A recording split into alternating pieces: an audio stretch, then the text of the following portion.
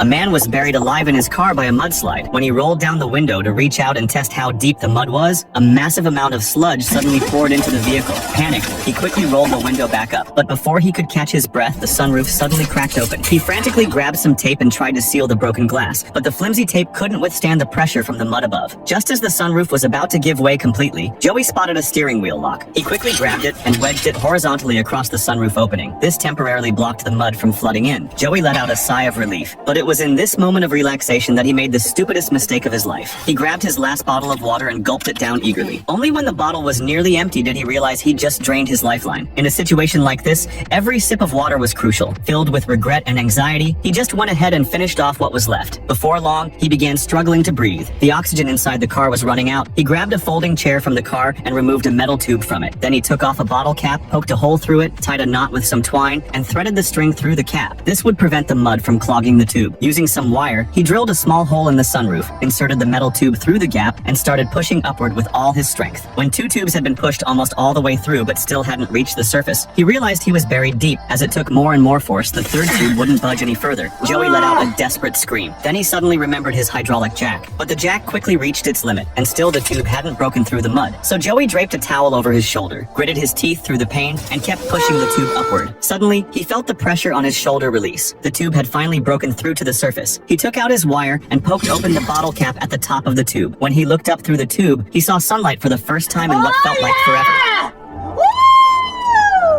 He greedily sucked in a few breaths of fresh air, then started screaming for help. But after shouting for a long time, there was no response. Then he had an idea. He quickly rolled up an old newspaper into a tight cylinder, held it up to the tube opening, and lit it with a match. As he continued yelling, he let the smoke rise through the tube, praying someone would see it. But he'd overlooked one fatal mistake: lighting a fire in an enclosed space. If you were in his shoes, would you have a better way to save yourself? Follow me to watch the next exciting part of this movie.